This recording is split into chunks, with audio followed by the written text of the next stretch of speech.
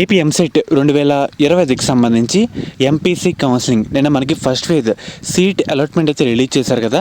దాని తర్వాత ఇంకా మనకి ఎన్ని సీట్లు ఖాళీగా ఉన్నాయి దాని గురించి మీకు ఈ వీడియోలో ఒక డేటా అయితే ప్రొవైడ్ చేస్తానమాట. మనకి ఈరోజు ఒక డేటా అయితే పబ్లిష్ చేశారు. దాని గురించి మీకు ఈ వీడియోలో డీటెయిల్గా చెప్తాను. మెయిన్గా వీడియోలోకి వెళ్ళే ముందు ముఖ్యంగా మనకి కాలేజ్ దోస్తు వాళ్ళు ఈ ఎంసెట్ కౌన్సిలింగ్ టైంలో విద్యార్థులందరికీ ఒక ఫ్యూచర్ అయితే అందుబాటులోకి అయితే తెచ్చారన్నమాట. మీకు ఒకసారి దాని లింక్స్ అయితే డిస్క్రిప్షన్లో కామెంట్ సెక్షన్లో ప్రొవైడ్ చేస్తాను.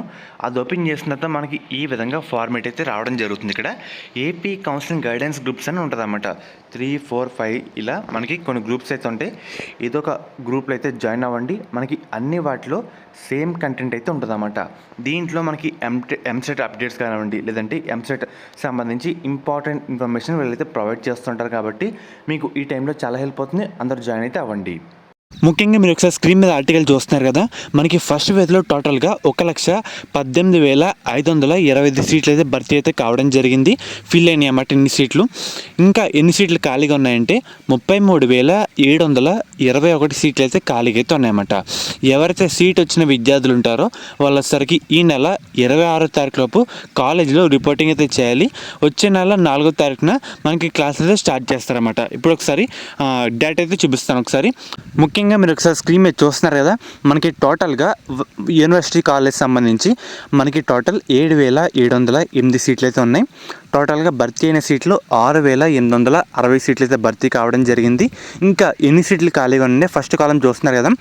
848 సీట్లు అయితే ఖాళీగా ఉన్నాయి. అదే ప్రైవేట్ కాలేజ్ సంబంధించి 1,32,533 సీట్లు ఉండగా దాంట్లో 1,00,000 సీట్లు భర్తీ అయితే కావడం జరిగింది. ఇంకా ప్రైవేట్ కాలేజీలో 31,762 సీట్లు అయితే ఖాళీగా అయితే ఉన్నాయన్నమాట. అండ్ అలాగే ప్రైవేట్ వర్సిటీలకు సంబంధించి 12,000 సీట్లు ఉండగా టోటల్గా మనకి 10,000 పైగా సీట్లు అయితే భర్తీ కావడం జరిగింది. టోటల్ మనకి 1000కి పైగా సీట్లు అయితే ఉన్నాయన్నమాట. ముఖ్యంగా మీరు ఒకసారి స్క్రీన్ మీద చూస్తున్నారు కదా.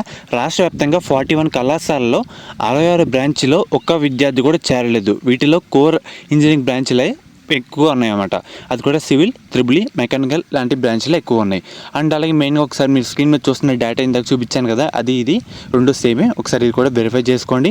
మనకి సెకండ్ ఫేజ్ కూడా తొందరలో స్టార్ట్ అయితే కావడం జరుగుతుంది. యాక్చువల్గా మనకి ఈ రోజు అయితే పేపర్ నోటిఫికేషన్ రావాలి, కానీ నేను మనకి సీట్ అలాట్మెంట్ లేట్గా రావడం వల్ల కొంచెం డిలే అయితే అయిందన్నమాట. అది రేపు కానీ అలా మనమైతే ఎక్స్పెక్ట్ చేయొచ్చు. వచ్చి వెంటనే మీకైతే అప్డేట్ అయితే ప్రొవైడ్ చేస్తాను.